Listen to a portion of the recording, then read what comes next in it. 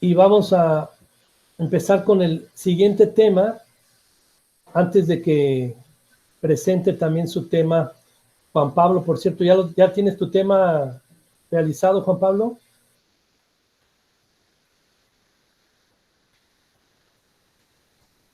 No te escucho.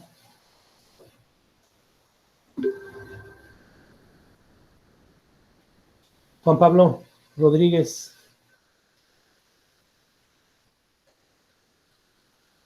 ¿Tú lo escuchas, Pablo? No, yo no lo escucho. Y veo que tiene prendido su micrófono. A ver, contéstanos por el chat, Juan Pablo. Hey, dices que estás hablando, pero no te escuchamos. No te escuchamos nada. Bueno, Juan Pablo, lo único que quiero decirte es de que ya tienes que preparar tu presentación. No la vas a hacer hoy, pero ya después de que yo presente y termine con este tema, que es el tercero de los aspectos que vemos en bioeconomía, ya te va a tocar cerrar el curso con tu presentación para que por favor la tengas de adelante, ¿sí?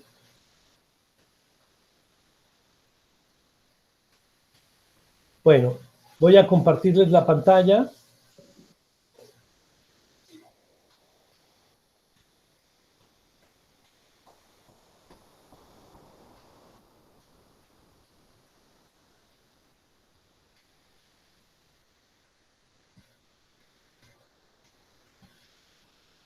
Un segundo.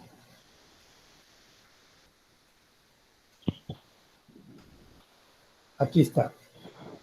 Vamos a hacer un pequeño repaso de las actividades que tenemos.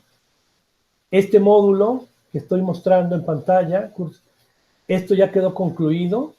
Bueno, no se diga lo anterior, era con lo que arrancamos. Todo esto ya está concluido.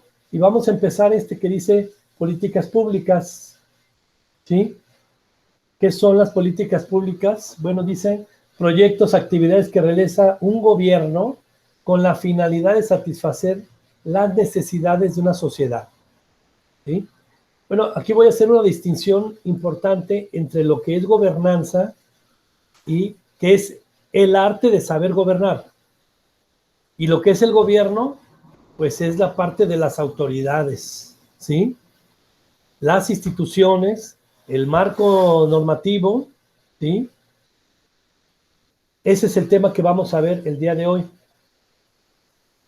Para lo cual les voy a poner este video con lo que vamos a arrancar con el tema de políticas públicas en el ámbito ambiental, ¿sí? Déjenme, bueno, acuérdense que estos videos se convierten en actividades interactivas, ¿sí?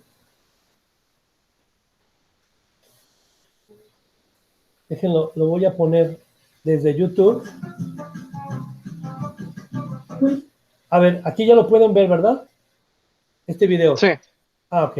Lo voy a poner desde aquí porque estaba mostrándolo yo en esta parte, ¿sí? Es el mismo, pero aquí ya tiene las preguntas insertas para que se convierta en una actividad y les califique. Entonces, eso lo harán posterior.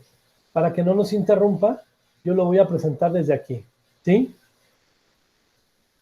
A ver, vamos a escucharlo. Déjenme nada más un segundito, espérenme, para apagar la bomba que hace mucho ruido.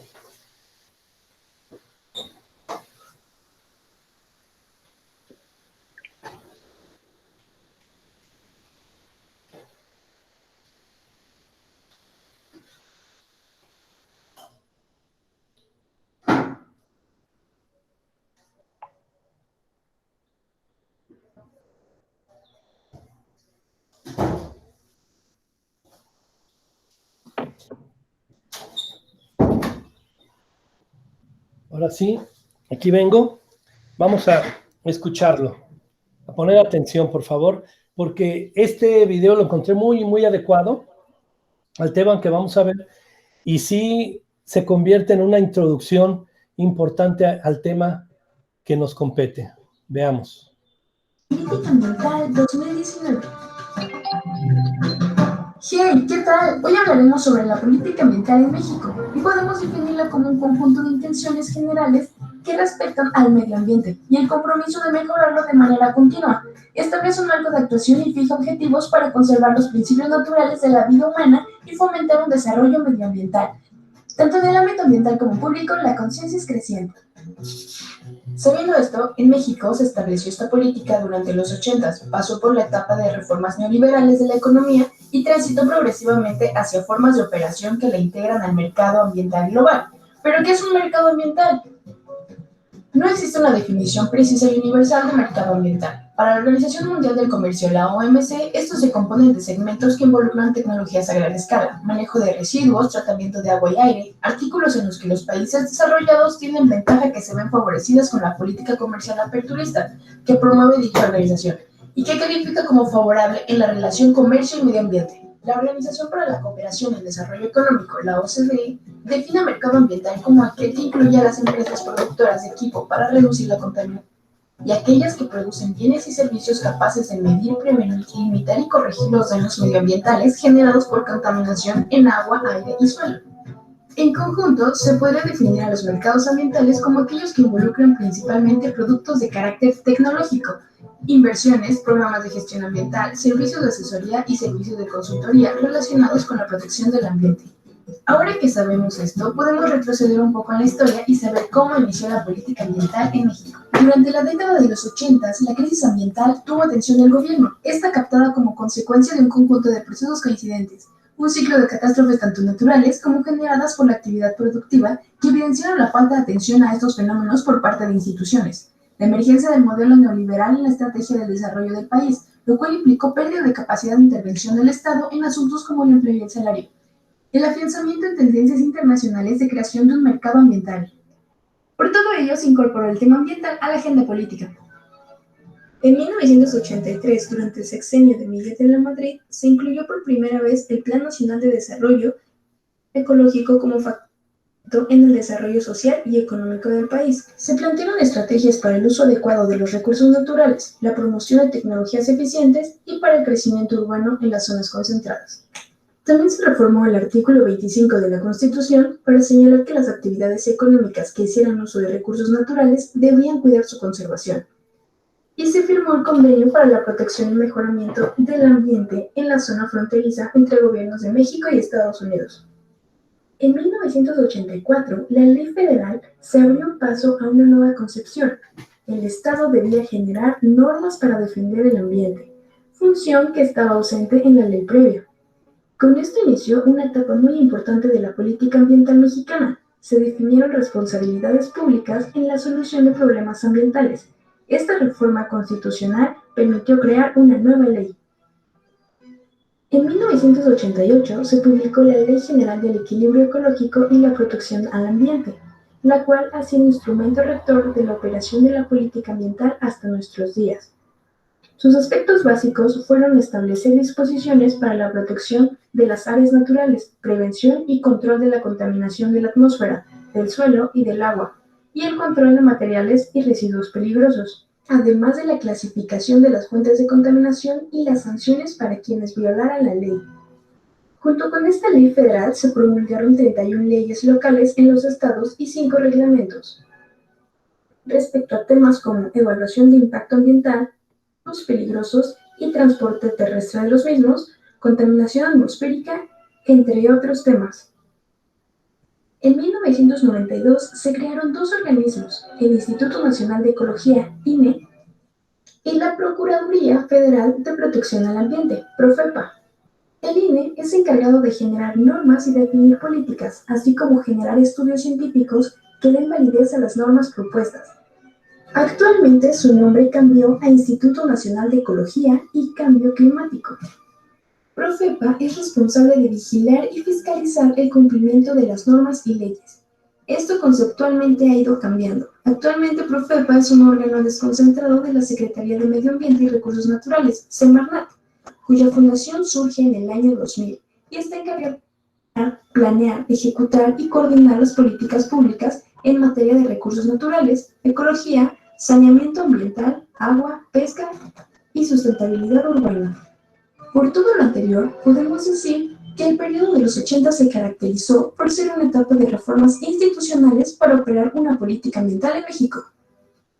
La política ambiental en nuestro país se rige por los acuerdos y compromisos que se han asumido ante organismos internacionales como la Convención Marco de las Naciones sobre el Cambio Climático, con el objetivo de revisar las recomendaciones de las convenciones, donde además se firman acuerdos sobre la reducción de gases contaminantes y se busca frenar el incremento en la temperatura global. En 2015 se alcanzó un acuerdo histórico con el objetivo de combatir el cambio climático y acelerar e intensificar acciones necesarias para un futuro sostenible. Lo llamaron Acuerdo de París, del cual México forma parte. Entra en vigor en el año 2020. México se comprometió a una reducción de sus emisiones de gases de efecto invernadero un 25% y de contaminantes climáticos de la vida corta 51%. Así como la reducción de gases del sector industrial, generando 43% de energía limpia para el año 2030. Como parte firmante del Acuerdo de París, México debe trabajar bajo un principio progresivo y aumentar la ambición de sus objetivos climáticos. La política ambiental mexicana tiene obligaciones ante la misma ONU a través de los Objetivos de Desarrollo Sostenible, que poseen sus propios indicadores ambientales. Actualmente, la nueva política ambiental mexicana garantiza que se lograrán los compromisos nacionales e internacionales en materia de cambio climático, como una perspectiva transversal que contempla derechos humanos y participación ciudadana. Incluye propuestas y proyectos transversales que consideren beneficios ambientales, sociales y económicos, los cuales son gestionados por la evaluación del impacto ambiental. La evaluación del impacto ambiental es un instrumento operativo de la política ambiental vigente, como el principal instrumento preventivo para la gestión interna del proyecto o de una actividad productiva, validado por una manifestación de impacto ambiental que debe ser aprobada por Semarnat, antes de que el proyecto comience. Ambos instrumentos están facultados en artículos de la Ley General del Equilibrio Ecológico para el Ambiente. La evaluación del impacto ambiental está definida en el artículo 3 de la Ley GEPA como la modificación del ambiente ocasionada por la acción del hombre o de la naturaleza.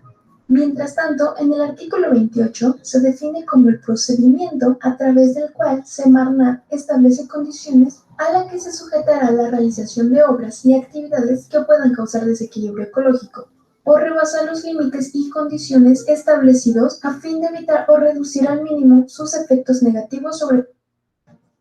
Dentro de este artículo también se establecen las obras o giros empresariales que requerirán autorización en materia de impacto ambiental de la Semarnat, tales como plantaciones forestales, obras hidráulicas, vías generales de comunicación, entre muchas otras que se pueden consultar en el artículo 28. Las etapas de las que consta esta evaluación son las siguientes: descripción del proyecto o actividad a realizar, desglose de sus partes elementales, esto con el objetivo de identificar impactos ambientales, ámbito de aplicación de este estudio, es decir, su incidencia o no en áreas naturales protegidas o con planes parciales de desarrollo urbano, identificación de impactos, donde cada impacto deberá ser valorado sobre una base lógica, mesurable y fácilmente identificable.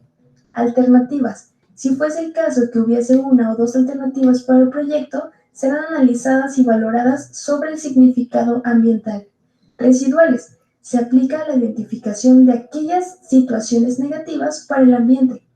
Y el plan de vigilancia y control, donde se deberán definir los impactos que serán considerados en el plan de seguimiento y control, determinando los parámetros a evaluar, los indicadores que habrá de demostrar la eficiencia de este plan.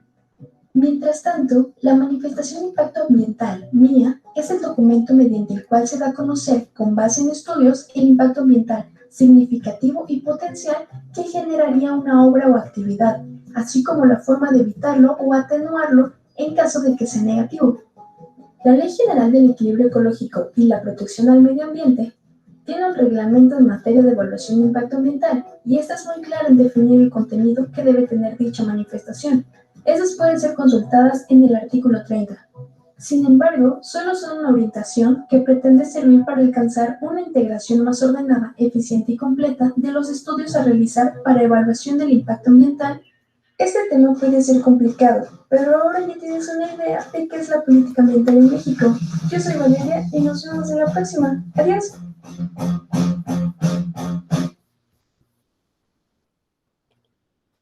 Muy bien, no sé si pudieron escuchar bien el video. ¿Sí se escuchó, Pablo? Sí, De sí se alguna escuchó manera. bien. Sí, ¿verdad? Qué bueno. Bueno, a ver, me gustaría que comentáramos un poco de este video. Voy a dejar de compartirlo. La ventaja que tienen, pues, es de que ya se los dejé con algunas preguntas de reflexión para que las contesten y aparte de darles un puntaje, una calificación, pues les permite reflexionar sobre el tema y volverlo a revisar una y otra vez, ¿sí? Porque sí es un resumen como muy apretado. Sin embargo, yo voy a completar el día de hoy con la presentación que voy a hacer de gobernanza o de políticas públicas, pero esto sí nos da una buena panorámica. Yo tomé unas notas para hacer un pequeño análisis o resumen o comentarios sobre el video, pero me gustaría también escucharlos a ustedes. No sé si quieren que empiece yo o empiezan ustedes. A ver, Si quiere, empieza usted por lo pronto. muy bien, de acuerdo. Bueno, vean cómo en el video primero nos habla de instituciones, pero nos habla de la historia, ¿sí? Y en cuanto a la historia de cuándo y cómo surge el tema ecológico en México, en la normatividad, ¿sí? Porque podemos decir que el tema ecológico data desde los mayas, que eran respetuosos de la naturaleza y demás. Pero ¿qué pasó después? ¿Por qué nosotros después de los mayas no hemos sido respetuosos? Eso es lo que me quedaría a mí como gran conclusión. Nosotros no hemos sido respetuosos de la naturaleza, por lo que tenemos el mundo actual o los problemas ambientales que tenemos actuales, pues no es causa de nadie más que de nosotros, ¿sí? Pero ¿qué pasó? Pues seguimos pensando que respetamos la naturaleza hasta que lo ponemos en una normatividad, ¿sí? Cuando entendemos ahora lo complejo que es el tema ecológico, pero cuando lo enmarcamos como algo necesario para la vida y como un detonador importante para el proceso económico de una localidad, de un municipio, de una ciudad, de un país y a nivel global, cómo nos causa problema al grado que hemos llegado a modificar el clima del mundo, a subir o bajar grados, ¿sí? Con la actividad económica. Hasta entonces es cuando nos ha preocupado realmente y tenemos que poner por escrito por qué. Pues para dejar bien claras las reglas. Y en esas reglas, para que haya sanciones. Otra vez, si se fijan, si no está escrito de manera muy clara y si no hay reglas, no funciona, ¿sí? Es como platicadito, ¿sí? Si no hay sanciones, no entendemos. Así sean amonestaciones, así sean económicas, de multas, y así sean de cárcel, hasta entonces entendemos. Pero bueno, el video nos habla una panorámica general de la historia y no es una historia muy lejana. Se fijan que parte de 1980, ¿sí?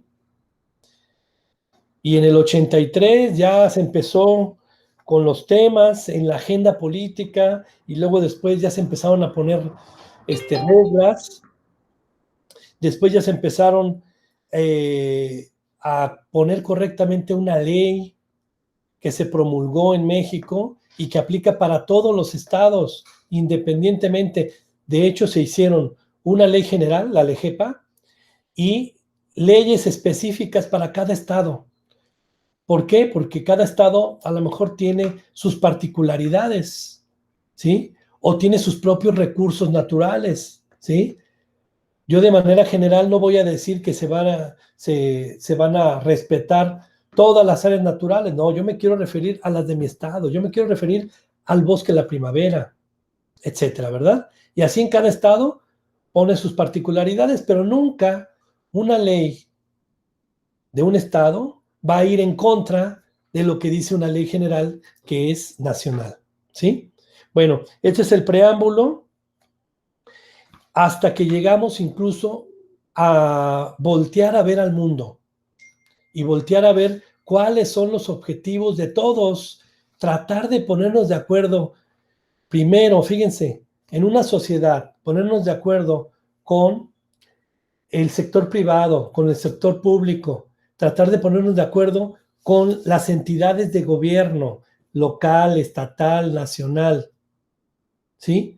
Ahora tratar de ponernos de acuerdo con el mundo, o sea, con otros países, con otras problemáticas, con otras formas de pensar, pues yo creo que debe ser difícil, ¿verdad?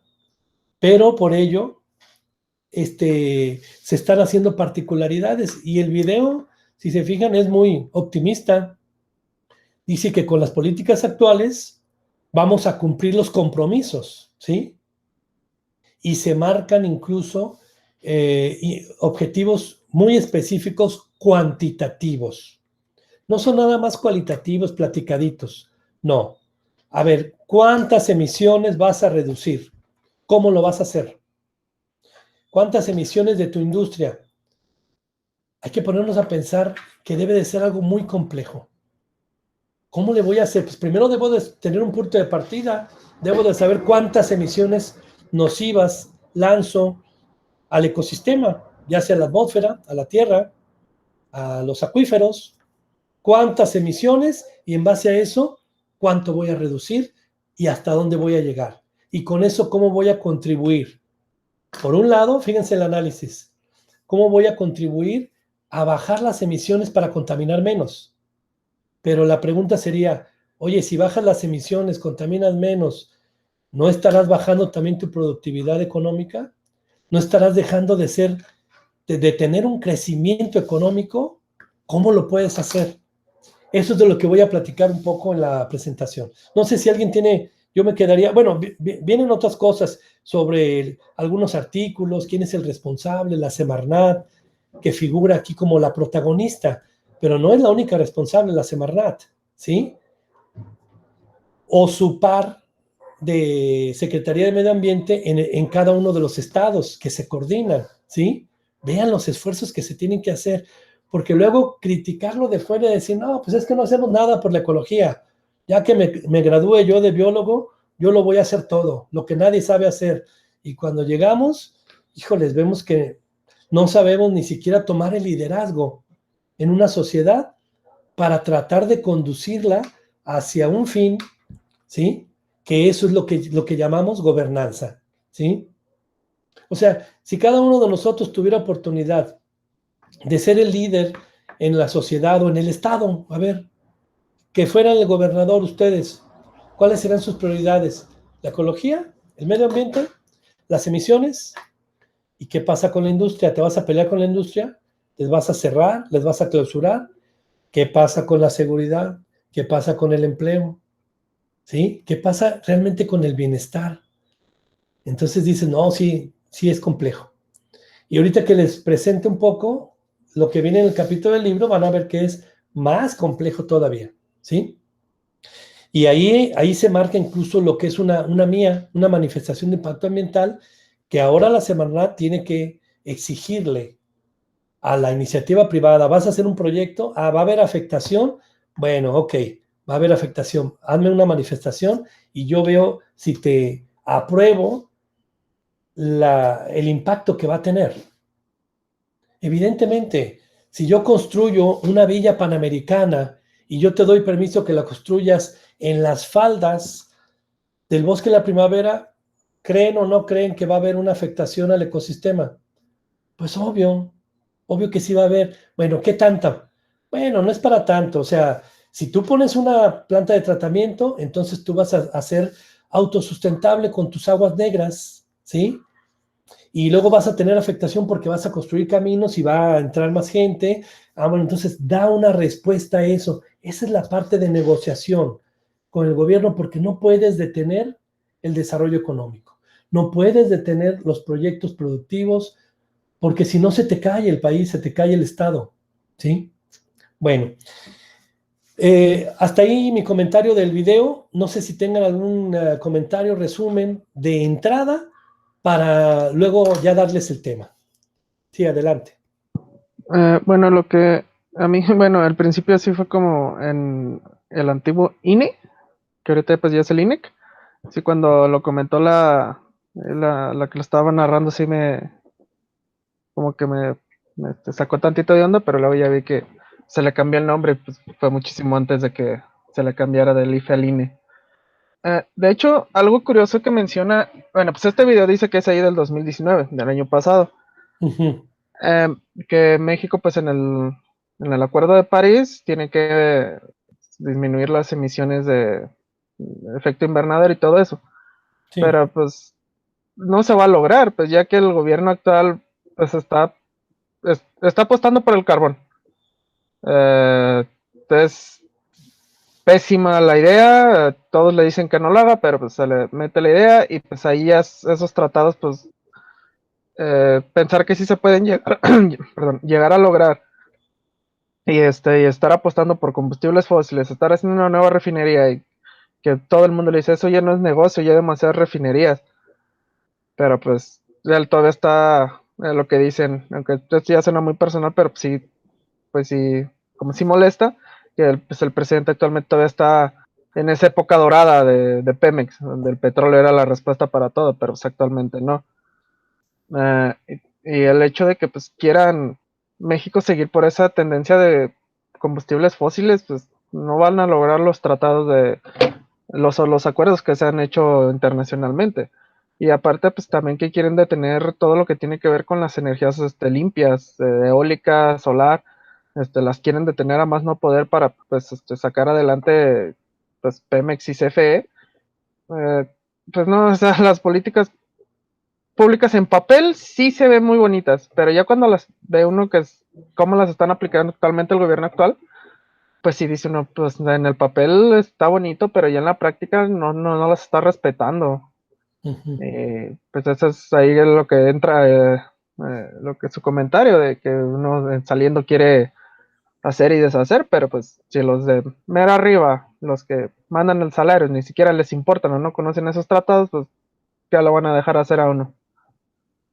Pues eso sí es como que es lo que me molesta un poquillo. Juan Pablo.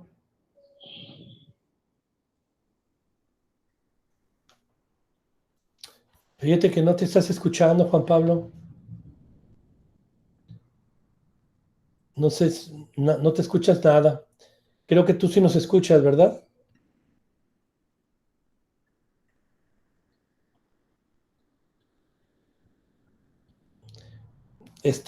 No sé si quieras salirte y volver a entrar, para ver si, o configurar tu micrófono, porque aquí me aparece que lo prendiste y no te escuchas, ¿sí? Salte y vuelve a entrar, por favor, ¿sí? Dale. Te esperamos.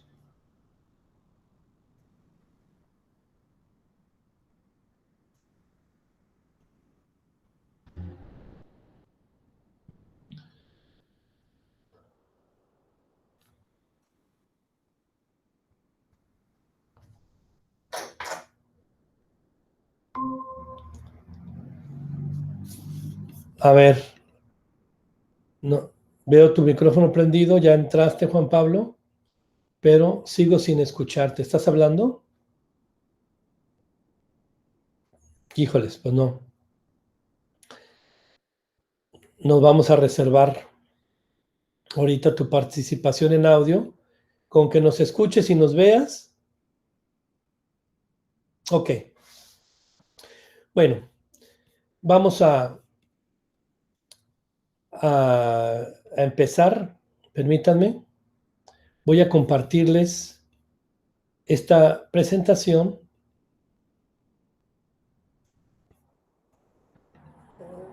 Me confirman, por favor, que puedan ver la presentación de PowerPoint.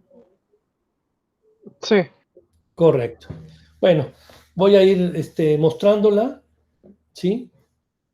Y fíjense que no alcancé a subirla y ponerla interactiva, pero me doy la tarea de, después del día de hoy, subirla para que puedan revisarla ya con más calma y hacerlo conveniente, ¿sí? Bueno, gobernanza, instrumentos de política ambiental. Ese es el tema en particular que nos marca el capítulo. Voy a hablar así como muy poco de gobernanza. De hecho, me encontré un video muy sustantivo acerca de gobernanza que les digo, ¿cuál es la diferencia de gobernanza y gobierno? Bueno, pues gobierno son los políticos, los actores, ¿sí? Los que ganaron las elecciones y se convirtieron en tus líderes políticos y que van a gobernar por 3 años, 6 años, etcétera, ¿no? Por cierto, acabamos de ver el cambio de gobierno en Estados Unidos, que todos creíamos que iba a seguir por otro periodo Donald Trump, y resulta que no. Y ahora es importante, ¿por qué es tema para México? ¿Por qué importa? Pues porque son nuestros vecinos, son con los principales que teníamos importaciones y exportaciones. Ahora ya lo podemos hacer con todo el mundo, ya las tecnologías nos permiten, pero lo que sí es importante es de que son nuestros vecinos y que nomás allá muchos trabajan, etcétera, ¿no? Ahora, por cierto, es un tema importante que sí nos atañe, saber qué planes tienen ellos y qué planes tienen ellos de nosotros también, ¿verdad? Por eso es importante. En bioeconomía, por supuesto que es importante esa parte de desarrollo económico para ambos países. Bueno, pero una cosa es el gobierno de Donald Trump y ahora de Biden, y otra cosa es si Donald Trump sabía gobernar. El arte de gobernar, eso es precisamente la gobernanza. Queda claro que para tener una economía sostenible, esto no es solamente crecimiento económico, porque crecimiento económico pudiéramos medirlo, ¿sí?, con Producto Interno Bruto. Con ese indicador vamos viendo cuánto ingresa en pesos, cuánto produce el país, el Estado en pesos, el Producto Interno Bruto. Pero no es solamente eso, ¿sí? Tener una economía sostenible, ¿sí?, no es suficiente con los mercados. Se requiere el arte de gobernar. Se requiere saber gobernar, ¿sí? Gobernanza no es gobierno, aunque el gobierno sí se requiere para la gobernanza, ¿sí? El arte o habilidades de conducir, saber a dónde ir, tomar las medidas necesarias, eso es gobernanza, ¿sí? Ahorita estaba poniendo un ejemplo claro, Pablo, acerca de su desacuerdo con las políticas del gobierno actual, ¿sí? Y a lo mejor dice, bueno, es que aparte de que yo creo que no sabe gobernar, aparte le falta conocimiento del tema ecológico, ¿sí?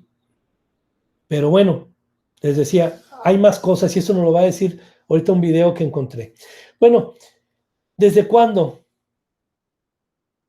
¿Desde cuándo surge esta necesidad de gobernanza? ¿Sí? Aquí tengo un ejemplo de lo que sería un ejemplo de gobernanza y un ejemplo de gobierno, ¿sí? Ah, qué hijo, a ver, le moví. Robinson Crusoe, no sé si se acuerdan de esta novela o si escucharon de esta novela de Robinson Crusoe. ¿De qué se trata esto? Bueno, Robinson Crusoe, aquí se ve en la imagen, náufrago, solo. Bueno, aquí se ve que llegó con su perro, ¿verdad? Parece que es el que pasó por el estrecho de Bering, pero no. Robinson Crusoe naufragó, llegó a una isla, según la novela, ¿sí? Pero eso nos da una pauta de que él tenía conocimiento, ¿sí? Y a lo mejor, ¿qué fue lo que hizo en esa isla?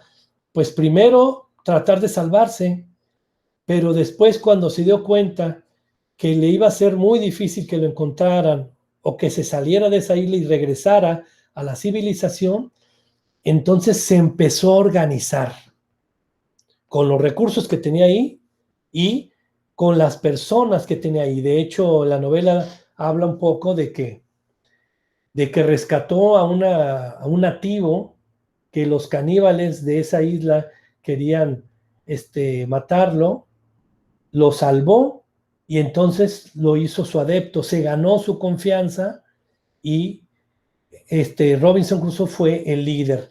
Y él le puso de nombre, le puso Viernes, porque lo encontró en un viernes, lo salvó en un viernes y le puso Viernes.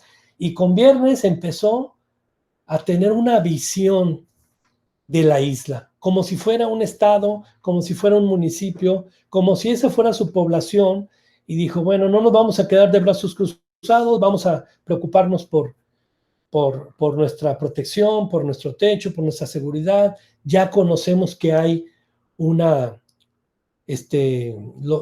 una población de caníbales y que corremos peligro, nos vamos a defender de ellos, no nos vamos a meter con ellos, pero vamos a sacarle jugo a lo que tiene esta isla. Entonces, cuando Robinson Crusoe definió que ya no iba a ser posible estar pensando siempre en salvarse y salir de la isla, que ya nadie iba a ir por él, entonces planeó quedarse, pero quedarse bien.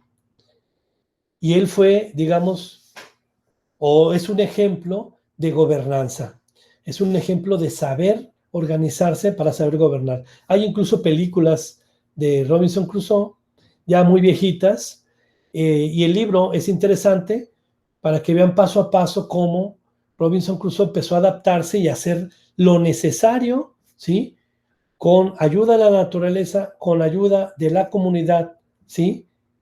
Para que le fuera bien no nomás a él, sino también a todos los que estaban en esa isla y que siguieron con él. O sea, él fue un excelente líder, ¿sí? Es un ejemplo de gobernanza. Yo podría poner un ejemplo de gobierno y digo, el Imperio Romano que conquistaba ciudades, conquistaba pueblos con el arte de la guerra, ¿sí? Bueno, eso no garantizaba que fuera un excelente gobernante, pero nadie tenía duda de que el gobierno era el Imperio Romano, ¿sí? Y aquí viene un tema importante que caracterizaba al Imperio Romano. Empezaron a dejar por escrito, ¿sí? Y las primeras leyes que tenemos en la humanidad son tomadas de los ejemplos del Imperio Romano, ¿sí? Porque empezaron a poner todo, el derecho romano es de los inicios, ¿sí? Dejaron todo por escrito, empezaron a poner todo por escrito, pero imponían la autoridad, ¿sí? En el estilo de, digamos, la idea de gobernanza, no se trata de imponer la autoridad, sino de convencer, ¿sí? Sino de ganarse el liderazgo, ¿sí? Y ganarse la autoridad primero moral y después la autoridad que te compete, ¿sí? Porque eres presidente, porque eres gobernador o porque seas. En el Imperio Romano no importaba eso, ellos tenían el ejército, había un reconocimiento por las personas, ¿sí? Que lideraban, fueran o no sus líderes, y hacían las cosas. Y entonces ellos empezaron a poner algo que se llamaba tributo, la tributación, ¿sí? Que eran los impuestos, que es algo de lo que ahorita voy a tocar el tema, ¿sí? Bueno, seguimos. Les voy a poner este video muy cortito que habla precisamente sobre estas prioridades para una sociedad sobre gobernar, ¿sí? Ahí los pongo. A ver si los cansan a escuchar.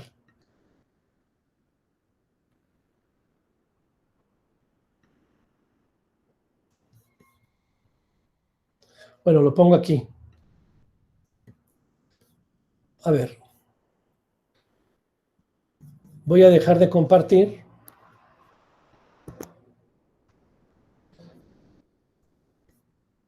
Para ponerlo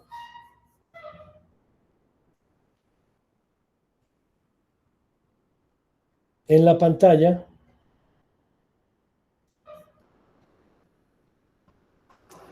Ah, no, debo de sacarla. Ahí va.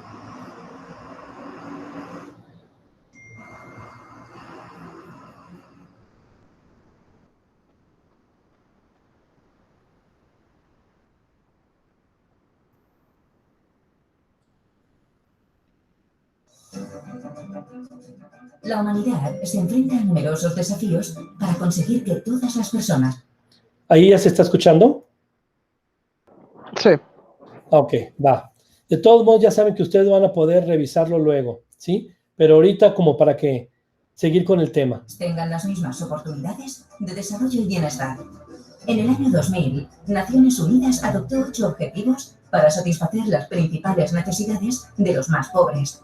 15 años después, 193 países aprobaron la Agenda 2030 que plantea los Objetivos de Desarrollo Sostenible, un nuevo horizonte con los retos más importantes para los seres humanos durante los próximos años. Se trata de 17 ambiciosos objetivos que precisan la colaboración de la sociedad civil y los sectores público y privado, cuyo éxito significaría un mundo más igualitario y habitable. La erradicación de la pobreza y el hambre, una vida sana, universalizar el acceso a servicios básicos como agua, el saneamiento y la energía sostenible. Apoyar la generación de oportunidades de desarrollo a través de la educación inclusiva y el trabajo digno. Fomentar la innovación e infraestructuras resilientes, creando comunidades y ciudades capaces de producir y consumir de forma sostenible. Reducir las desigualdades en el mundo, especialmente las de género. Cuidar el medio ambiente combatiendo el cambio climático y protegiendo los océanos y ecosistemas terrestres.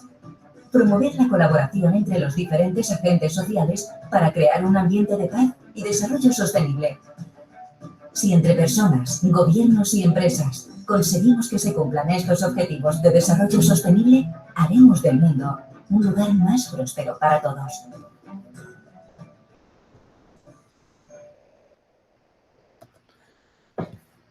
A ver, acá le pongo pausa y dejo de compartir para continuar.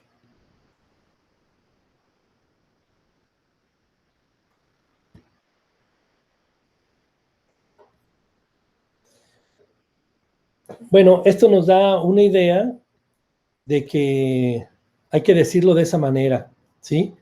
A nosotros nos interesa lo que es ecología y los objetivos medioambientales, ¿sí? Pero hay mucho más que eso para el bienestar de la sociedad, ¿sí? Hay mucho más que eso. Aquí este video nos da una idea, ¿sí? De todo lo que tiene que saber y hacer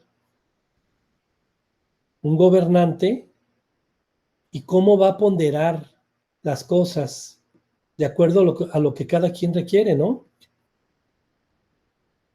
A las prioridades, digamos, de la sociedad. Bueno, déjenme, estoy haciendo algo que me están pidiendo ahorita, un segundito, por favor. Para ya despreocuparme de este tema y le sigo con el siguiente punto. Vean este esquema, por favor, ¿sí? Un segundo ahorita.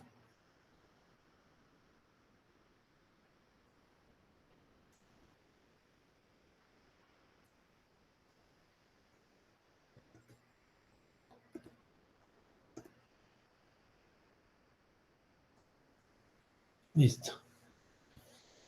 Bueno, tenemos entonces lo que es la gobernanza, pero la gobernanza requiere del gobierno, ¿sí?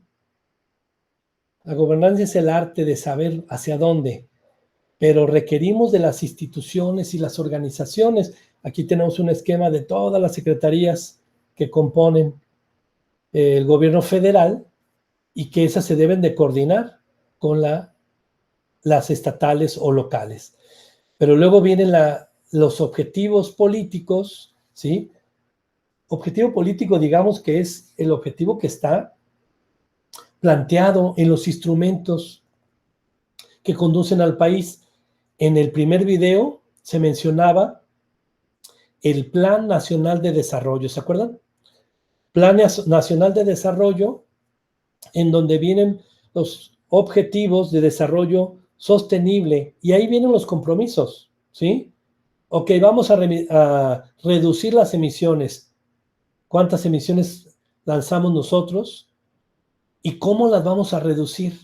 Van a ver en esta presentación cómo es complejo, pero cómo se negocia con la institución privada, con el quehacer público, con todas las instancias para poder llegar a la fórmula más adecuada, ¿sí? Bueno, entonces se plantea algo que se llama la agenda política, donde hay instrumentos de política ambiental. Bueno, nos vamos a referir ahora sí nada más a los de política ambiental. No nos vamos a meter con los de política de seguridad pública, con la de empleo y con todos los demás ejes e instrumentos que son necesarios para el bienestar. Recuerden, esto es específico nada más de la política ambiental, pero es una partecita del Producto Interno Bruto, es una partecita quizás de cada una de estas, pero de cada una de estas instituciones, ¿cuál es a la que más le importa? Pues a la Semarnat, y se me hace que aquí ni viene, sí, aquí está, Semarnat, ¿sí? Bueno, esta será la líder, pero habrá objetivos de política ambiental transversal para cada una de estas, ¿no? Para lograr entonces la sostenibilidad, esto es, no solamente el crecimiento económico, sino el crecimiento sostenible, ¿sí? Bien, seguimos. Vamos a ver elección, cómo se eligen estos instrumentos de política ambiental. Esta es una semblanza que da el capítulo del libro como de lo recopilado en el mundo, ¿sí? Y algunas cosas de México, ¿sí? Pero cómo se toma de modelo las buenas prácticas del mundo para poderlas realizar, aclimatándolas a México en este caso, ¿no? Bueno, aquí tenemos la situación de que tenemos gobiernos múltiples, ¿sí? Tenemos gobiernos que tienen origen en diferente partido, vamos a decirlo, son de diferente color, que una vez que llegan al gobierno, o sea, me refería a los partidos políticos, ¿sí? Pero una vez que llegan al gobierno, ya no deberían de tener esa camiseta de color. ¿Estamos de acuerdo? Ya deberían de tener una camiseta única, ¿sí? Que se llama gobierno, y quitarse la de un color naranja, la de un color rojo, la de un color morado, ¿sí? Ya sería una camiseta gris neutra, porque ya soy gobierno y no voy a tener preferencias partidistas, cosa que en la práctica suena muy difícil. Pero imagínense cómo me puedo coordinar con gobiernos múltiples, con objetivos políticos múltiples. Tiene que haber documentos rectores, normas, ¿sí? Y luego impuestos, ¿sí?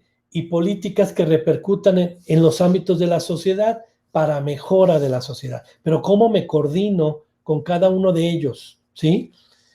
Obviamente no quiero que siempre estén encima de mí, porque yo soy de otro partido y soy su jefe y les gané, ¿sí? Quiero ganarme su espacio y tengo que tener capacidad de diálogo, pero esa es una de las principales barreras, quizás de las más importantes. Se ve muy marcado, ¿sí? ¿Qué es lo que ocurre con nuestro gobierno del estado actual y el gobierno federal? Pues que se nota que están chocando, ¿cierto? Se nota que nos castigan y entonces reclamamos y negociamos, le damos su espacio, pero estamos en una constante lucha todavía, nos deberemos de poner a trabajar. Cuesta trabajo, ¿sí? Cuesta trabajo. Ahora, imagínense los poderes. Oh, oh.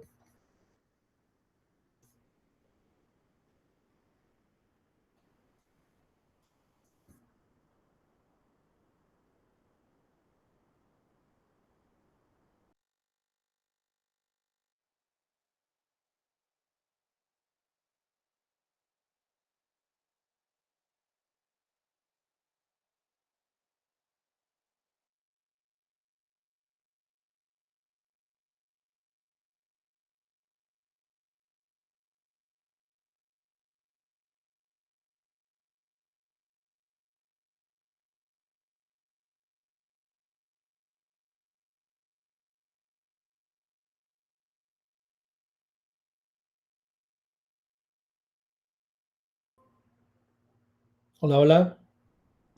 ¿Ya me pueden oír? Ya. Perdí la conexión. Quién sabe qué pasó por aquí, pero ahorita continúo.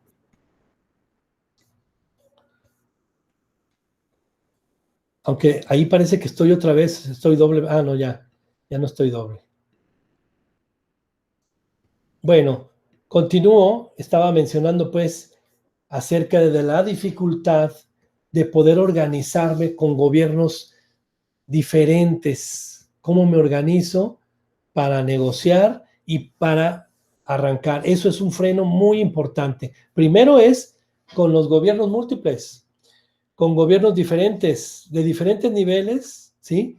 Ahora hasta el presidente municipal de una localidad pequeña se cree que es más jefe que el gobernador y se va por otra línea y más que el presidente, y entonces es difícil alinearse y es difícil disciplinarse y trabajar hacia el mismo rumbo.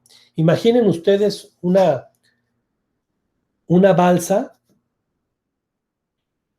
y que hay remadores y que no hay un guía que les diga rema, rema, 1, 2, no, que cada quien está remando para el lado que quiere, pues entonces la balsa no camina ni con la fuerza ni con la dirección adecuada, ¿verdad?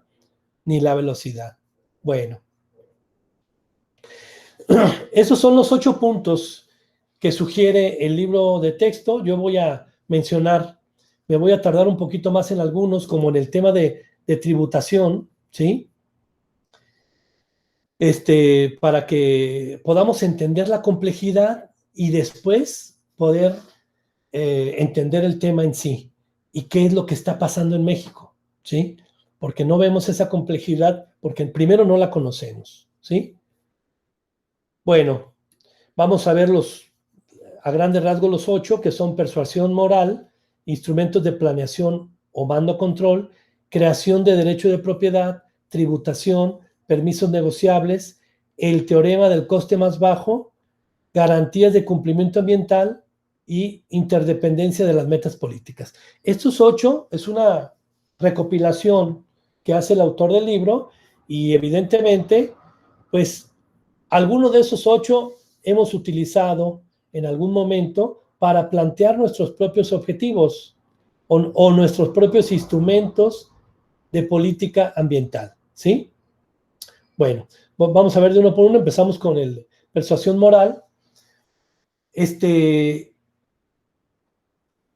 Recuerden que les dije que la parte de gobernanza es el arte de, y en ese arte de hay que tener la capacidad de convencimiento, el acuerdo de voluntades de todas las fuerzas. O sea, aunque parezca algo difícil, hay que convencer de que tenemos que cuidar el ecosistema. Imagínense ya internamente con un estado, cuando su fuente principal, vamos a decir en el estado de Jalisco, su fuente principal sea, no sé, el Bosque de la Primavera, ¿sí? Y ahí sea un detonador económico importante, aunque el Estado piense que es un espacio ecológico que también debe de conservar, pero si el gobierno federal lograra hacerle conciencia a todos los actores, no solamente gobierno, de que es importante cuidar el ecosistema, porque ahí es donde tomamos el punto de partida de nuestra existencia, entonces logramos más que si solamente sanciona o solamente multa. Y esa es una parte muy importante. Bueno, estoy hablando de una relación entre dos gobiernos, pero con la iniciativa privada es lo mismo. Si alguien se cree dueño de una parte del ecosistema, digamos, del Bosque de la Primavera, a ver, dile, no, bueno, pues entonces déjalo, es que es el bosque, cuídalo y no construyas. No, claro que sí, si es mío y tengo propiedad privada ahí, claro que voy a construir y yo sabré lo que hago, ¿no? Y entonces esa parte de regulación, primero hay que hacer una persuasión moral para que haya un convencimiento, ¿sí? Esa es una primera estrategia y no lo crean, pero es de lo que a veces más funciona, ¿sí? Hay muchas empresas que ahora traen el eslogan de socialmente responsable, ecológicamente responsable, ¿sí? Y que lo portan con orgullo de decir, oye, mi empresa ¿sí? Es ecológicamente responsable con la sociedad. Oye, pero pues emites contaminantes al río. Ah, sí, pero son los mínimos porque tenemos una planta de tratamiento. Entonces, primero hay que convencerlos y ese es un instrumento de política ambiental muy importante, ¿sí? Compromisos, campañas, ¿sí? Acuerdo de voluntades, compromisos en las cumbres de las Naciones Unidas para que nos sintamos responsables primero. Vean cómo así unos países son más responsables que otros, ¿sí? Subdesarrollados que a lo mejor ni cuidan su ecología, ni tienen un desarrollo importante, ¿sí? Etcétera. Bueno, y en eso van implícitos, de acuerdo al capítulo del libro, variedad de preferencias, ¿sí? Necesidades, valores de la sociedad, necesidades muy específicas, costumbres o códigos de comportamiento en las sociedades a las cuales no puede llegar otro gobernante de otro país y decir, bueno, allá funcionó de esta manera y aquí va a funcionar igual. Pues no, tiene que aclimatarse, ¿sí? Tiene que aclimatarse esa preferencia, pero el convencimiento moral es el mismo, ¿sí? Luego viene esa parte de la innovación en la medición e información del desempeño económico ambiental. Esto es la información, ¿sí? Una cosa es la persuasión moral, el convencimiento, pero la otra es, oye, no, a mí convénceme con información científica, a mí convénceme con información real, ¿sí? Y fíjense, para ello, bueno, aquí les puse una página que viene también en intereses, ligas de interés en el curso Moodle, ¿sí? En nuestro curso de la materia, donde tenemos la obligación de entrar para conocer los datos de nuestro estado. No se vale que tengamos información y que querramos hacer válida información de noticieros o fuentes que tienen que ver con periodismo, así sea periodismo informado. No, tenemos que confiar en nuestras cifras y tenemos que primero conocer nuestras cifras. Voy a hacer una pausa en la presentación, me voy a meter, ¿sí? Aquí a una pestaña en donde voy a ver el tablero. Están viendo ya todos mi tablero, ¿verdad? Sí. Ok. Vean aquí en la parte izquierda donde dice ligas de interés, ¿sí? Instituto de Información Estadística y Geográfica de Jalisco. Esto no es el INEGI. Este es el IEG.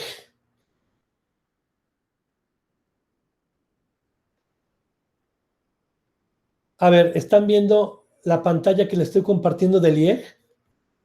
Sí. ¿Qué es el IEG? Pues es como el INEGI, pero de Jalisco, ¿sí? ¿Tú ya conocías esta página, Pablo? No. Juan Pablo, ¿conocían esta página? Ah, bueno, Juan Pablo no puede contestar, pero espero que nos esté escuchando Juan Pablo Rodríguez. No sé si ya contestó. No. Bueno, el IEG, ¿qué tenemos de información aquí? Pues todos los datos duros, población y sociedad, demografía, hogares, viviendas, distribución territorial, educación, salud, todo lo que sea. Y aquí tenemos un apartado de geografía y medio ambiente, que es el que más nos puede interesar, ¿sí? Geografía, recursos naturales, cambio climático. Por cierto, Juan Pablo Rodríguez Escudero, quisiera que en tu presentación agregaras datos actuales documentados de esta página del IEG, donde vienen recursos naturales y donde viene cambio climático, para ver qué trae ahí y que tú lo refieras en tu presentación, aparte de los datos que tú ya conoces, ¿no? O los que tú estás investigando o que vienen en el libro. Pero vean lo que viene aquí, de economía, sistemas de información económica, o sea, toda una radiografía de lo que es nuestro estado, pero en números, lo tenemos aquí en el IEF, ¿sí? Población, ni se diga, demografía, población, migración, estadísticas, consulta interactiva, y si yo doy consulta interactiva, puedo tener, vean, estas pirámides, sistema, encuestas, o sea, toda la información está concentrada en una sola página y es la página oficial. Si yo quiero ver temas sobre seguridad pública, incidencia delictiva, pues entonces yo tengo toda la información aquí. Incidencia delictiva, ¿sí? O sea, ¿cómo conozco yo mi estado? Y viene información, padre, esta gráfica interactiva, yo puedo elegir, digamos, me interesa el tema del aborto, bueno, aquí está comparativamente con todo a nivel nacional, ¿sí? Y cómo estamos nosotros comparado con otros. Mira, aquí está Jalisco, registros de aborto por entidad. Bueno, alguien puede decir, pues ¿cómo se van a registrar los abortos si no es legal y puede ser, es un delito y entonces van a meter a la cárcel, pues nadie lo va a reportar, ¿sí? Bueno, pero esta es la caja negra precisamente de la información. Los delitos que suceden y los que se reportan y los que no se reportan es la caja negra, ¿sí? Vean, yo lo puedo ver por mes, yo lo puedo ver por año, qué pasó en 2019, cuál fue el total, ¿sí? ¿Dónde está nuestro estado? ¿Sí? Qué bueno que estamos a mero abajo, pero, por ejemplo, Ciudad de México, 132 abortos, estoy viendo abortos en 2019, en 2018, ¿cuántos abortos tenían estado? 107, o sea, han subido o han bajado, etcétera. Vean cómo puedo jugar con los datos, meterme a medio ambiente, meterme a economía, ¿sí? Para ver los sectores estratégicos, series, tabuladores, toda la información, ¿sí? Toda la información del Estado y comparativamente con el país. Porque si no nos comparamos con todo el país, pues en realidad no tiene mucho peso nuestro análisis. Debemos de compararnos para saber dónde estamos, dónde está la media y si estamos por encima de la media o estamos por debajo de la media, ¿sí? Recursos naturales, biodiversidad, ¿sí? Edafodología, geografía. Algunas páginas no están completas. Aquí viene análisis sobre la... Y aquí nos remite precisamente a los datos que se tienen de Jalisco, ¿sí? Pero estos son los datos oficiales, ¿sí? Hay que acostumbrarnos, ese es lo que quisiera que aprendiéramos ahorita. Hay que acostumbrarnos a que los datos deban de ser los oficiales, no los de un periodista o no los que pasaron sobre todo en redes sociales, ¿sí? Bueno, voy a dejar de compartir. Ahí les dejo la inquietud para que ustedes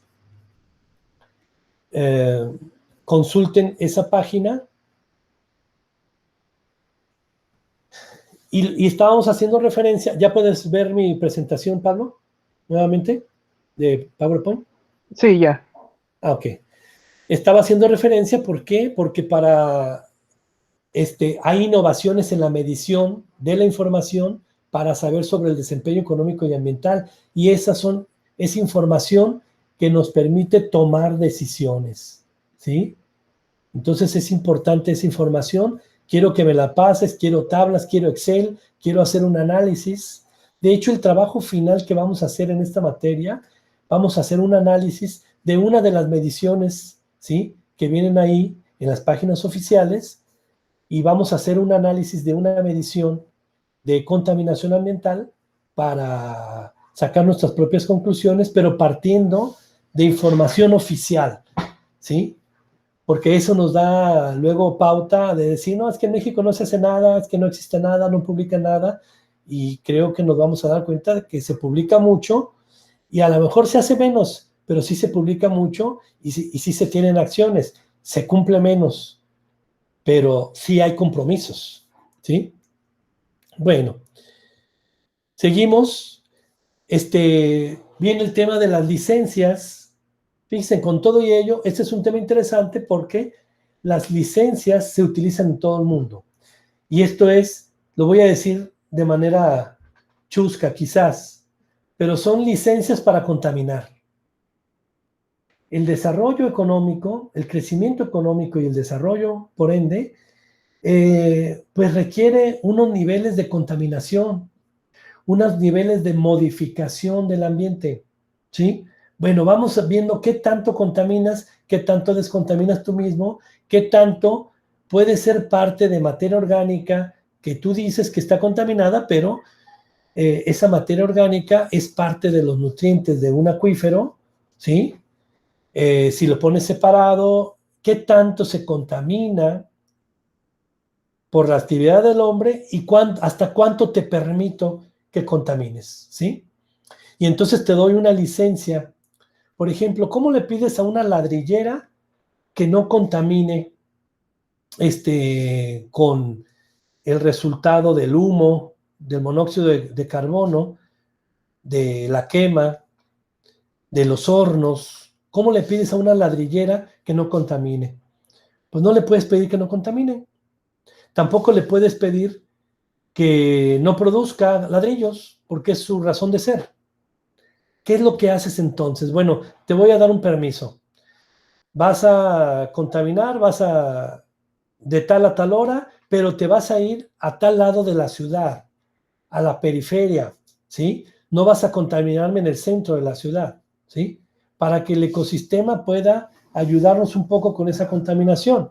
Y solamente voy a permitir, digo un número nada más al azar, voy a permitir que haya 20 ladrilleras en toda la zona metropolitana de Guadalajara. Solamente voy a dar permiso para 20. ¿Quién controla eso? El gobierno, ¿sí? Bueno, pero que resulta que encontré que hay 30. Bueno, si hay 30, hay 10 clandestinas, y entonces le toca al gobierno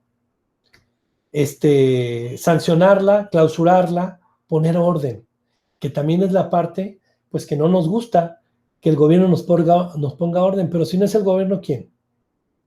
Bueno, una manera, entonces, es tener licencias que no son transferibles, no son heredables. Yo tengo una ladrillera y le pasé el permiso a mi primo que tiene otra ladrillera porque vamos a seguir, que es el oficio de toda la familia. Bueno, esto sucede en todos lados, ¿eh?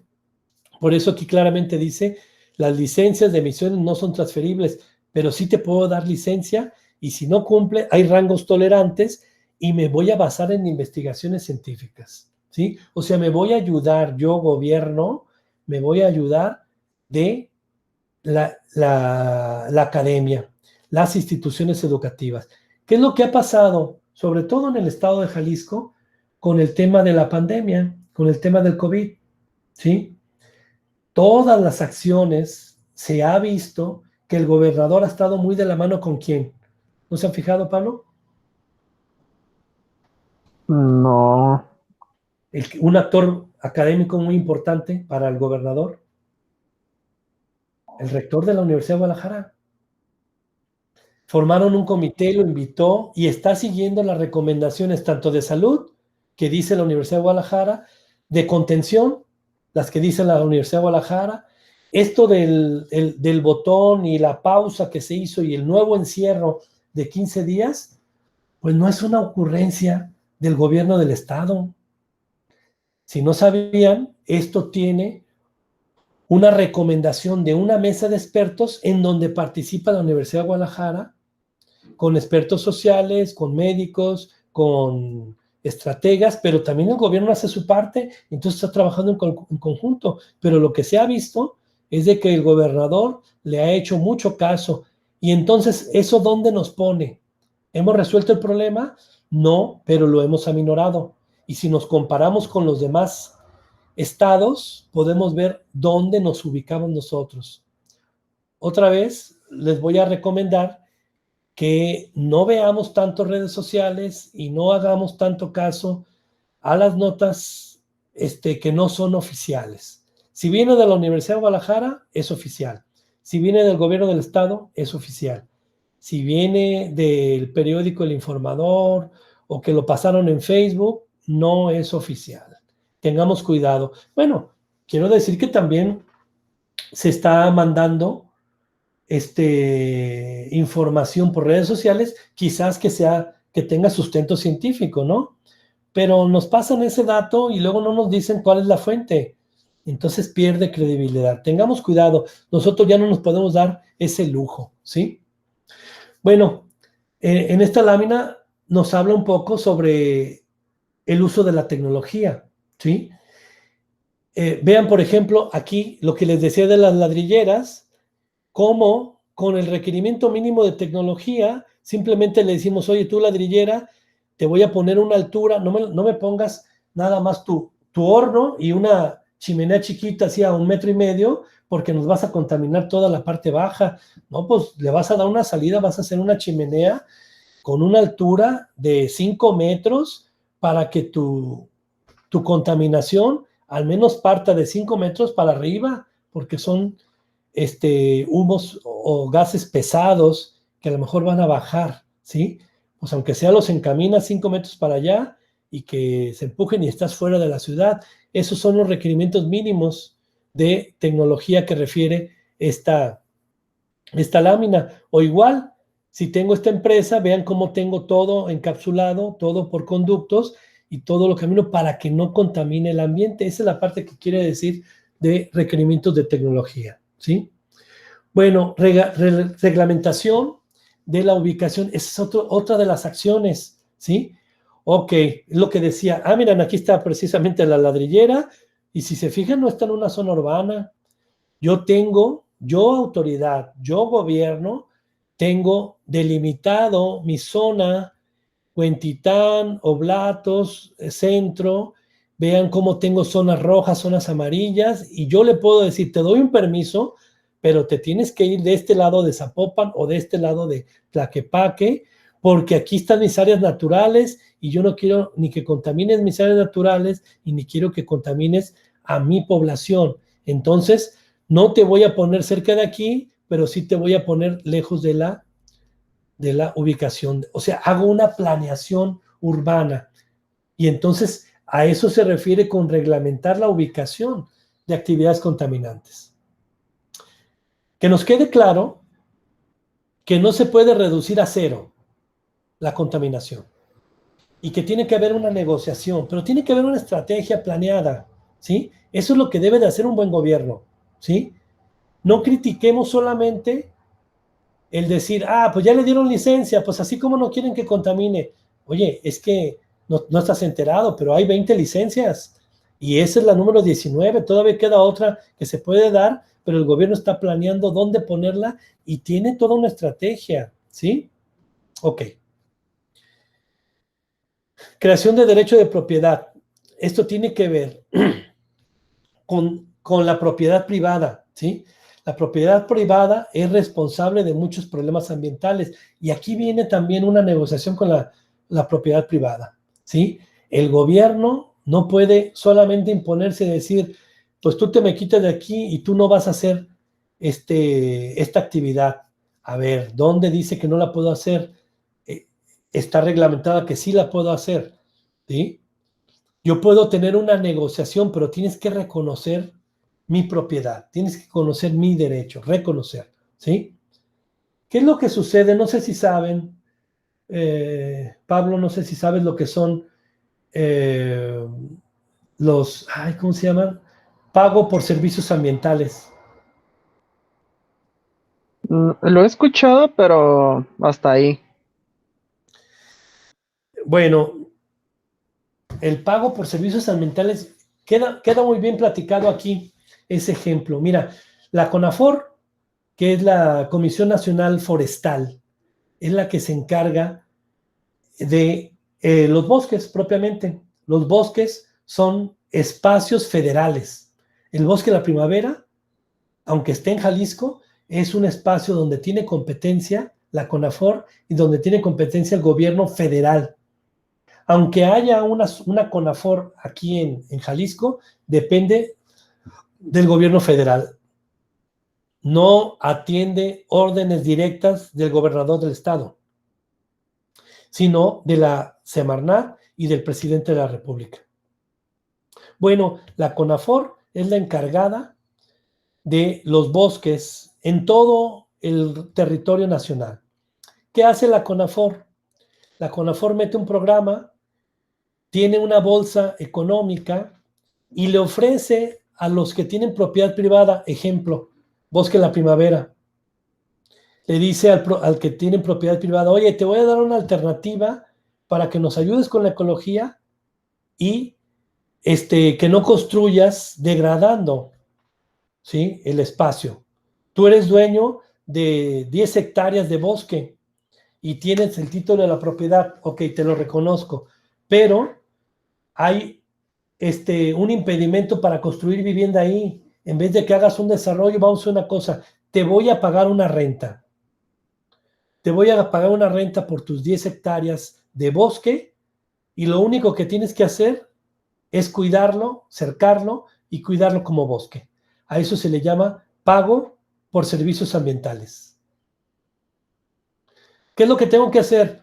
Pues en realidad nada, nomás cuidar que no se incendie, o sea, cuidar tus 10 hectáreas, que no se metan, que no lo talen, porque sigue siendo tu propiedad. Yo solamente te voy a pagar una renta mensual para que lo sigas conservando así, para que tu bosque siga produciendo oxígeno, para que tu bosque siga siendo parte del ecosistema y no se deteriore. ¿Me doy a entender? Entonces yo, de una bolsa federal, yo te voy a pagar una renta, voy a decir, digo un número, te voy a pagar 15,000 pesos mensuales. Cada mes te voy a, sin que tú hagas nada, porque tú ya tienes reja, nomás cuídalo, ¿sí? Y ya tengo un año pagando, de 2 años, porque de todos modos no tienes permiso para construir, pero así tienes una entrada por lo que es propiedad privada. Y luego alguien se pregunta, bueno, ¿y por qué no le compra el gobierno esa propiedad privada? Pues porque el gobierno mexicano no tiene dinero para pagar todo, ¿sí? Bueno, ¿y por qué no se lo quita? Oye, porque hay un reconocimiento del derecho de la propiedad privada. Él tiene escrituras. ¿Cómo las consiguió? Bueno, pues ya, eso es otra cosa, pero son legales y tiene escrituras. Alguien le vendió cuando se podían vender antes de que se decretaran como áreas naturales o como parte federal. Imagínate que antes se decía, de aquí hasta donde alcances a ver, todo el cerro es tuyo y ponle cerca y te voy a dar papeles. Pues así era antes. Qué bueno que no se repartieron en el mar, porque si no, ni al mar pudiéramos entrar. Sería hasta propiedad privada, ¿sí? Bueno, eso es el derecho de la propiedad privada.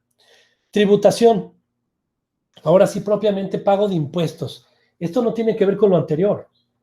Esto es, tú vas a pagar impuestos y de esos impuestos, tu empresa, tu propiedad privada, tu ciudadano, voy a poner ahorita un ejemplo de cómo pagamos impuestos nosotros que vienen a relacionarse con servicios ambientales o que tienen que ver con productos ambientales, ¿sí? Bueno, me voy a pasar esta para la tributación o el pago de impuestos pareciera que tiene un nivel arbitrario, que simplemente dicen, tú me pagas impuestos y no hay un estudio de eso y simplemente de manera arbitraria marcas cuánto debo de pagar. Pero ahorita les voy a mostrar cómo se hace de manera minuciosa para cada uno de los impuestos, ¿sí? Que pagamos. Sin embargo, no es estándar, ¿sí? Porque en algunas cosas pagamos más que en otras. Miren, vean este caso. Bueno, aquí en esta gráfica dice los impuestos ambientales aumentan los ingresos.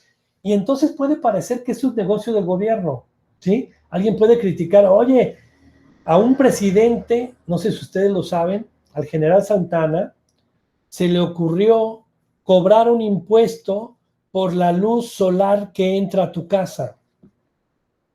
Así es, así como lo escuchan. La luz solar que entra a tu casa. Y si tú tienes 2 ventanas y una puerta, pues te voy a cobrar 2,500 pesos mensuales de impuesto, que son 1,000 por cada ventana y 500 por la puerta. Por la luz solar. Y entonces así como que estaba un poquito jalado de pelos. Estaba raro, ¿sí?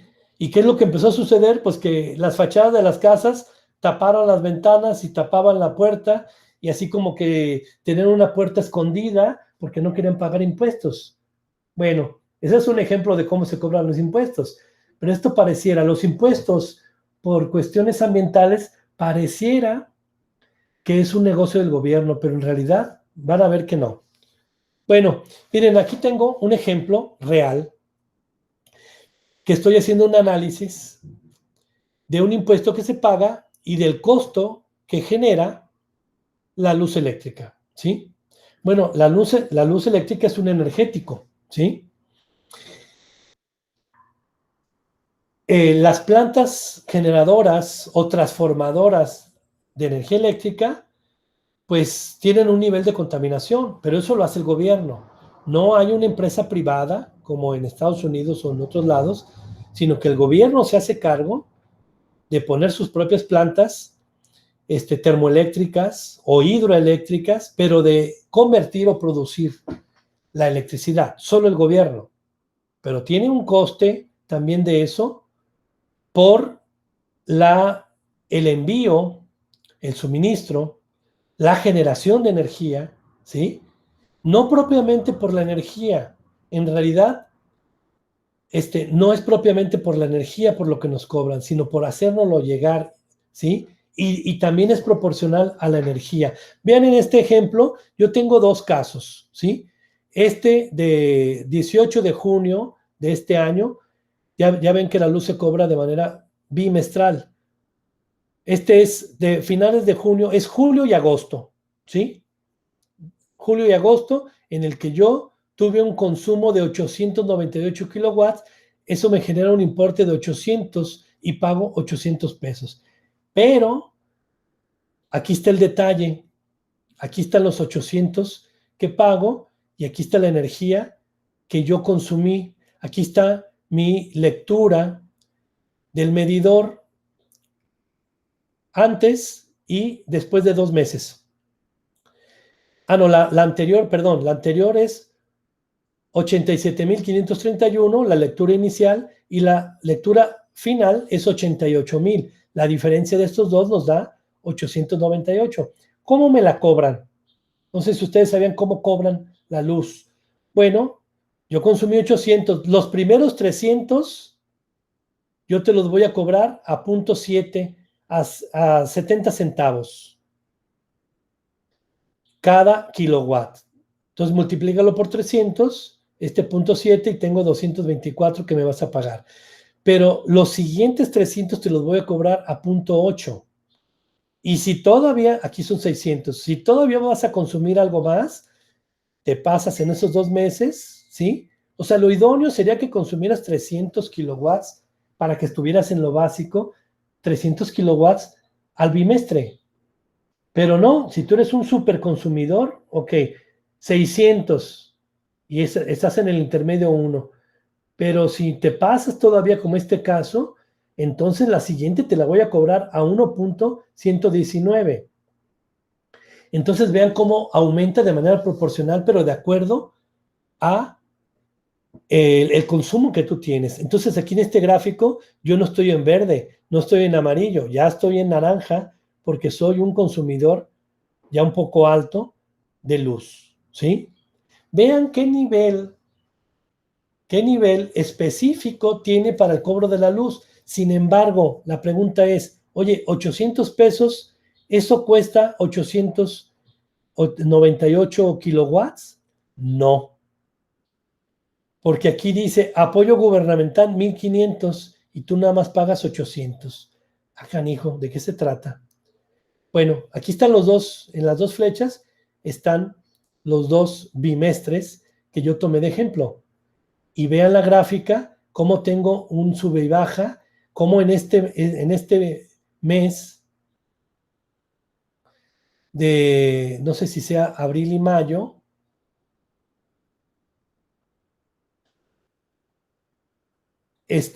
yo tengo un consumo mayor.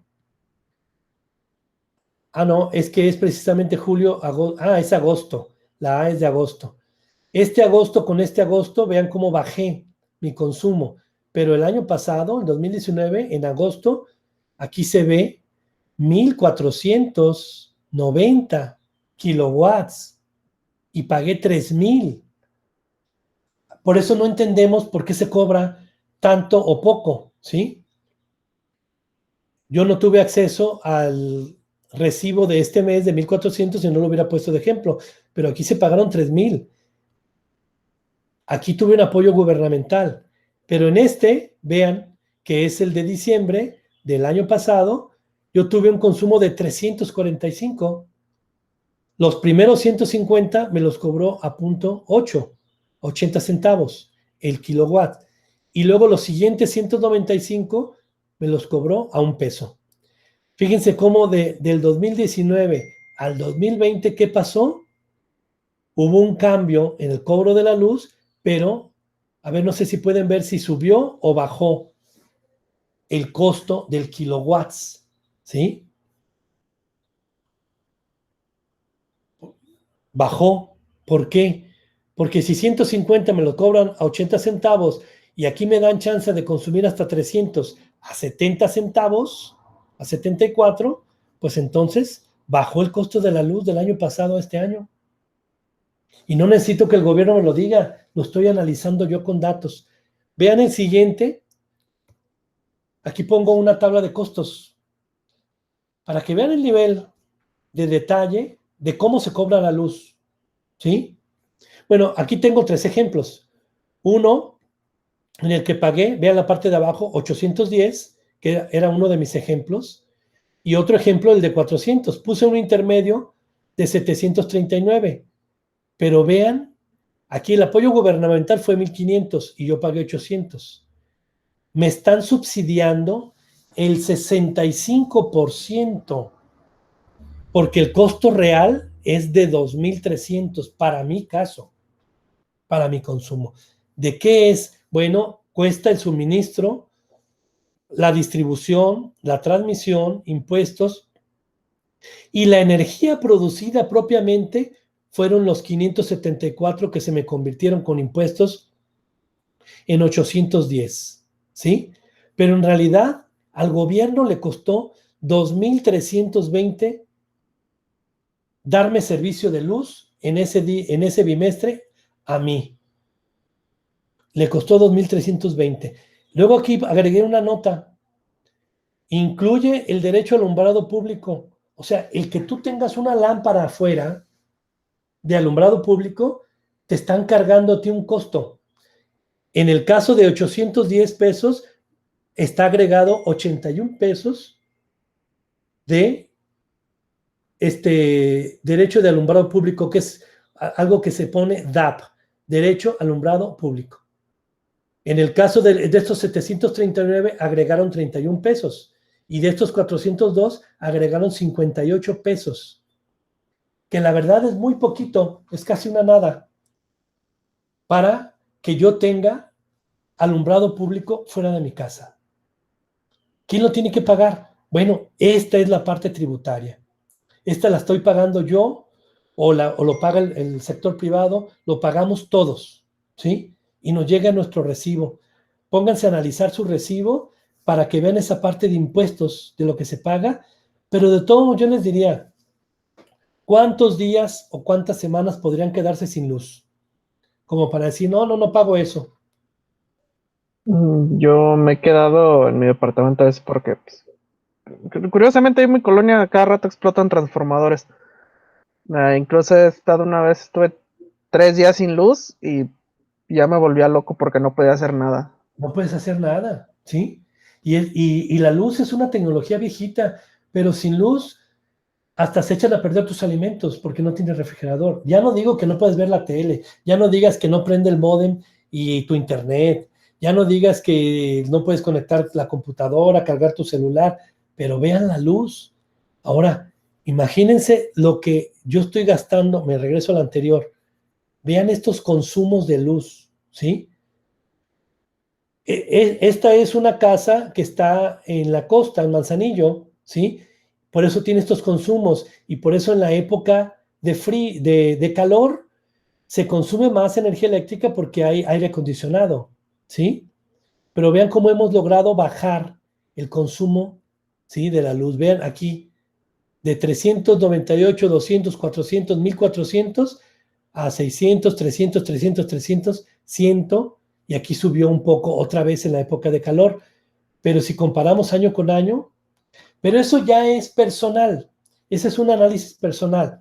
El gobierno dice, esas son las reglas, consume lo que quieras. Sin embargo, viene otra parte importante que son los incentivos fiscales.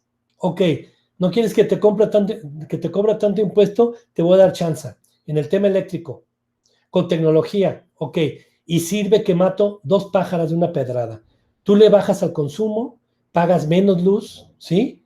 Me ayudas a producir tu propia energía, ¿sí? Yo te ayudo para que tengas esa inversión de paneles, ¿sí?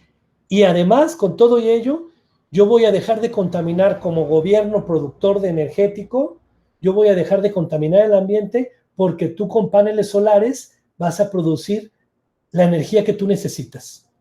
Incentivos fiscales es, te voy a ayudar con la mitad para que tú compres esos paneles y te voy a rebajar la mitad de impuestos. ¿Qué les parece? No, pues está bien, pero pues sí también es una inversión grande. También es una inversión grande. Todo eso va bajando conforme la oferta y demanda va bajando, ¿sí? Yo, por ejemplo, te puedo decir que tengo la experiencia de tener paneles en mi casa, ¿sí? Aquí en la casa de ustedes, y yo bajé los consumos de 2,500, que ya no me bajaba de 2,500 cada bimestre. Yo he bajado a 50 pesos y cada bimestre pago 50 pesos. ¿Por qué? Porque tengo paneles. ¿Cuánto invertí? Bueno, hice una inversión como de 70,000 pesos, pero el gobierno me condonó 30,000 pesos de impuestos. Y lo demás yo lo pagué. Pero esa inversión, con una visión, la pagas en 3 años. En 3 años pagas esa inversión y los paneles te van a durar, están garantizados 10 o 15 años, ¿sí? Si les das mantenimiento y demás y atención, te duran hasta más. Bueno, esa es la parte entonces en donde el gobierno inteligente formula incentivos fiscales, impuestos bien pensados. Este ejemplo que les puse de la luz eléctrica, pues es algo ya muy minucioso de cálculos, ¿sí?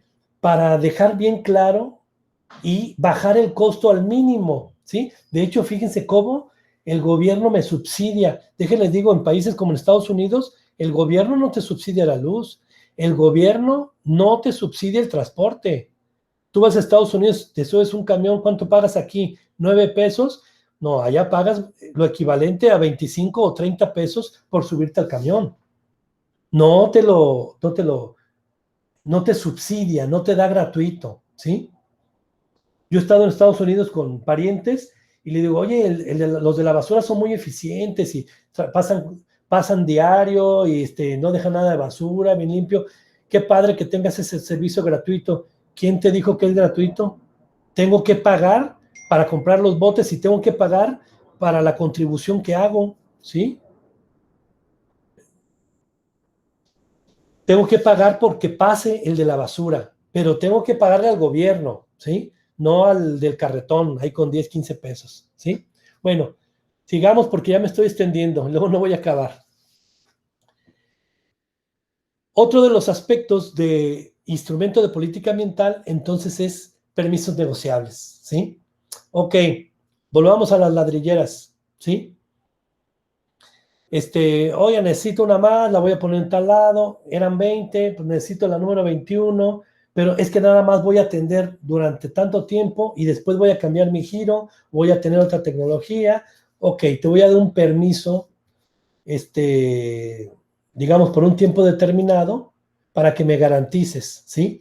Y eso también se puede hacer. Bien pensado, se puede hacer. Acuérdense que todo está en función de frenar un poco o bajar los niveles de contaminantes, pero de eso a llegar a cero, olvídense, ¿eh? No es posible que no se contamine. Toda actividad económica va a tener un costo en el ecosistema, pero en nosotros está utilizar estos instrumentos de manera inteligente, unos para unos, otros para otros. No puede ser para todos el mismo, ¿sí? Lo que platicábamos de los servicios ambientales. Bueno, se lo puedo ofrecer a tantos, pero se me acaba la bolsa y si no tengo para ofrecerles, pues no puede ser para todos, ¿sí? Tengo que ver cuáles me interesa a mi gobierno. Bosque de la Primavera me interesa, pero lo que esté lejos del Bosque de la Primavera, Cerro del 4, oye, yo tengo 2 hectáreas, págame servicios ambientales, pues creo que no se va a poder, ¿sí? Entonces todo eso es negociable. Otro aspecto, ya casi para acabar, acuérdense que dijimos son 8, vamos en el número 6, dice el teorema del coste más bajo, y esto tiene que ver con un cálculo específico entre industrias que contaminan para ver cuál es el costo más bajo refiriéndome a cobrarte lo menos y que contaminen lo menos. Entonces hago un cálculo, ¿sí? Hago un cálculo de cuánto estás contaminando, cuánto estás produciendo, cuánto te estoy cobrando para yo bajar al mínimo, ¿sí? Digamos, poniéndote una planta de tratamiento, bajando al mínimo y así como te ayudé yo para que pongas paneles, también te voy a ayudar para que contamines lo menos posible y equipares un poco tu producción, ¿sí? Si no, imagínense, hay empresas que contaminan tanto, pero que ganan tanto que dicen, no me importa que me multen, ¿sí? Yo de todos pago la multa porque de aquí, de lo que estoy produciendo, me sale para pagar muchas multas.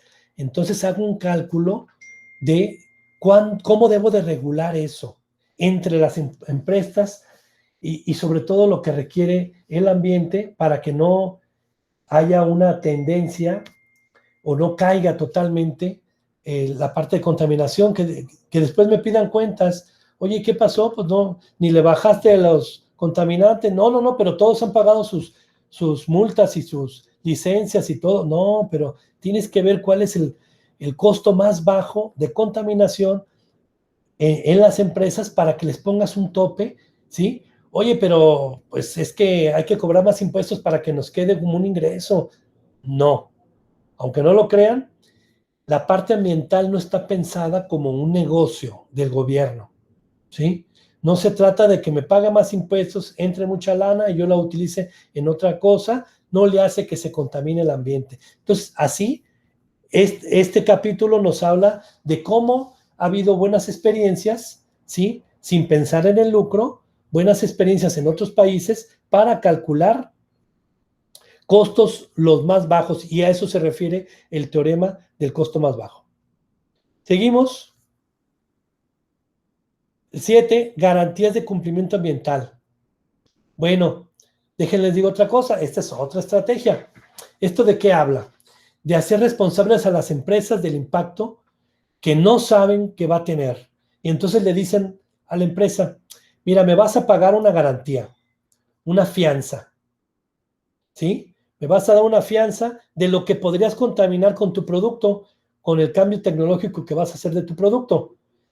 Si tú me garantizas, arrancas y me garantizas que no se contaminó lo que se esperaba y que tuviste menos, te regreso la fianza, hasta con intereses. Pero si sí contaminaste, entonces de tu fianza voy a pagar y te voy a poner un tope, ¿sí? A eso se refiere garantías de cumplimiento ambiental. A que tú te tienes que hacer responsable de tus residuos, de tus contaminantes, ¿sí? Y ver el impacto que vas a tener a corto y mediano plazo.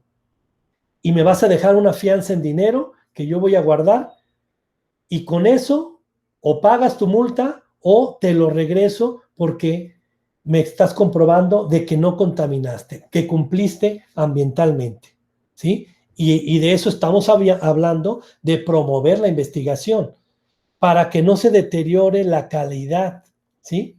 Esto sucede más con productos transgénicos que usamos en el campo y que utilizamos otro tipo de controles biológicos y que no sabemos el impacto que va a tener. A lo mejor sin el producto, sí voy a tener un producto garantizado. Bueno, garantízame un buen producto y que me contamine lo menos. Si no, te pido una fianza.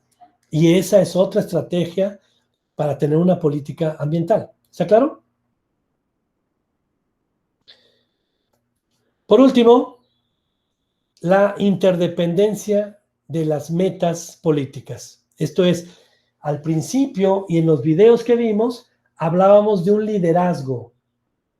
A lo mejor la Semarnat, como Secretaría de Medio Ambiente, tiene un liderazgo sobre las demás dependencias, pero también está la Secretaría de Agricultura, Ganadería, Desarrollo Rural, que tiene que tener metas, a lo mejor muy específicas en agricultura y ganadería, pero que tienen que ver con la sustentabilidad y con el no deterioro del ecosistema. Igual la Conagua. Oye, pero a mí nomás me corresponden las aguas. Bueno, pero tú debes de tener tus políticas de desarrollo, ¿sí? Y de no deterioro. Igual la Secretaría de Medio Ambiente y Desarrollo Territorial, la SEMADET, el CONACYT, que viene como auxiliar de investigación, tiene una bolsa y les va a ayudar a todos ellos, ¿sí? Para cuidar el ambiente. O sea, quiero decir con esta que todos podrán tener sus propias políticas ambientales, pero no deben de chocar unas con las otras, ¿sí? Debe de haber continuidad o correlación entre las metas políticas de una con las de otra, ¿sí?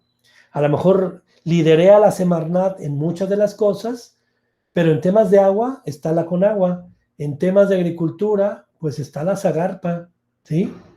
Etcétera. Y debemos de conocer las metas de todos para poder trabajar como gobierno en no deteriorar el ambiente. O sea, esa debe de ser una política transversal. El no deterioro del ambiente, el cuidado del ecosistema, ¿sí? Pero, otra vez vuelvo a decirlo, he sido muy reiterativo, no querramos como biólogos acabar con la contaminación o con los residuos que pueden afectar al ecosistema. No vamos a acabar cero residuos, ¿sí? Y por eso tenemos que tener metas o políticas medioambientales sostenibles, ¿sí? Para que el ecosistema tenga un equilibrio, y esa parte es de científicos, es de meterse, y es de negociación, es de convencimiento, y ya vieron todas las estrategias. La tributación, pues a lo mejor no es tanto de convencimiento, eso va así, te cobro esos impuestos, pero hasta ahí puede haber una tributación inteligente como la que habíamos mencionado, ¿sí?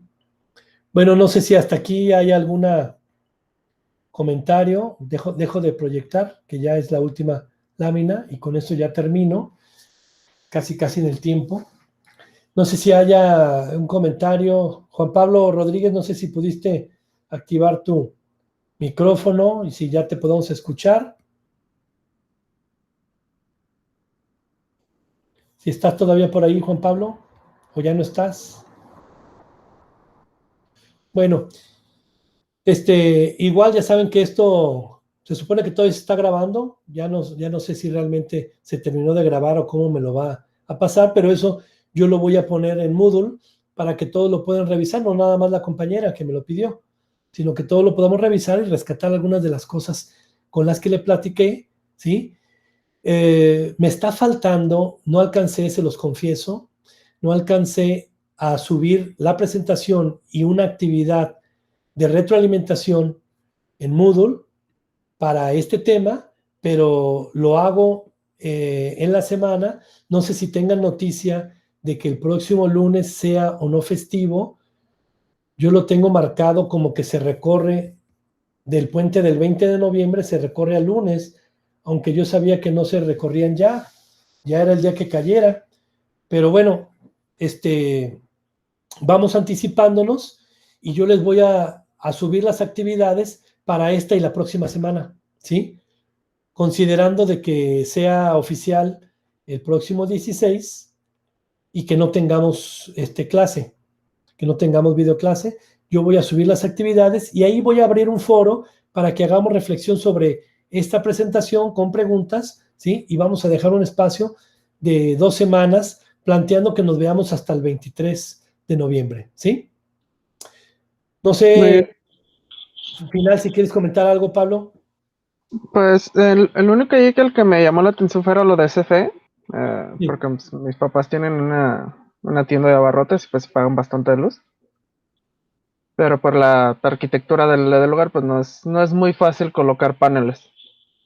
Y pues sí se ve los las altas y bajas en los consumos. O sea, en época de calor, pues sí, se dispara el recibo porque los refrigeradores básicamente están funcionando 24/7. Y pues en estas fechas pues disminuye el esfuerzo que hacen. Creo que también eso de los impuestos creo que es el más interesante porque no muchos están conscientes de todos los impuestos que se pagan.